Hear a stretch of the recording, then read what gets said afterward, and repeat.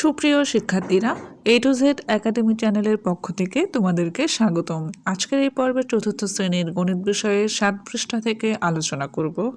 এখানে টপিকসটি হচ্ছে কমার ব্যবহার।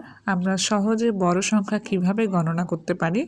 বড় কোনো সংখ্যা গণনা করতে আমরা প্রায়ই সমস্যার সম্মুখীন হই। এই সমস্যার সমাধানে সংখ্যাটি সহজে পড়ার জন্য কমা ব্যবহার করি। কিভাবে কমা ব্যবহার করতে হয় তার একটি উদাহরণ দেখি। যেমন বাংলাদেশের প্রাথমিক বিদ্যালয়ের মোট শিক্ষার্থী প্রায় 21046091 জন। এটাকে দেশীয় রীতিতে যদি আমরা ব্যবহার করি তাহলে দেখা যাবে ডান দিক থেকে 3 অঙ্কের পরে কমা দিতে হবে, তারপর 2 অঙ্ক পরে কমা, তারপর আবারও 2 অঙ্কের পরে কমা, তারপর যেহেতু একটা অঙ্ক রয়ে গেছে তো এরপর আর কোনো কমা বসবে না। এখন আমরা যদি আন্তর্জাতিক রীতিতে কমা ইউজ করি তাহলে দেখবা 3 অঙ্ক পরপর কমা দিতে হচ্ছে। তাহলে আমরা বুঝলাম যে দেশীয় রীতি আর আন্তর্জাতিক রীতির মধ্যে কমার ব্যবহারের পার্থক্য কতটুকু। এখন কমা ব্যবহার করাতে সংখ্যাটি কথায় লিখলে দাঁড়ায় 2,10,46,091।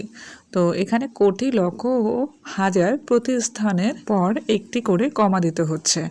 এখন আমরা সমস্যার সমাধান করব। দেশীয় ও আন্তর্জাতিক রীতিতে সংখ্যার মাঝে সঠিক জায়গায় কমা বসাই এবং পড়ি।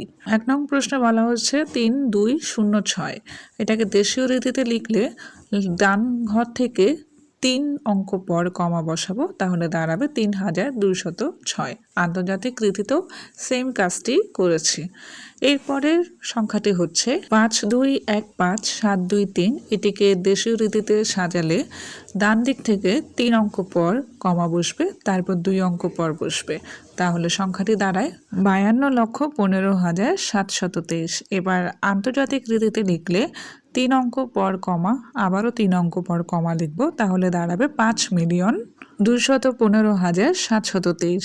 পরের সংখ্যাটি হচ্ছে 4,8,6,4,1,7,8,5। এটিকে দেশীয় রীতিতে লিখলে ডান দিক থেকে 3 অঙ্ক পর কমা, 2 অঙ্ক পর কমা, পরের 2 অঙ্ক পর কমা বসালে হবে 4,86,41,785। এরপর আন্তর্জাতিক রীতিতে লিখলে দাঁড়ায় ডান দিকে 3 অঙ্ক পর কমা, আবারও 3 অঙ্ক পর কমা বসালে 48,661,785 হয়। পরবর্তী সংখ্যাটি হলো 8,3,06। দেশীয় রীতিতে লিখলে ডান দিক থেকে একটা কমা বসালে 80,006 হবে, আর আন্তর্জাতিক রীতিতেও 3 ঘর পর কমা বসালেও 80,006 পাওয়া যাবে। এই ছিল আজকের পর্ব।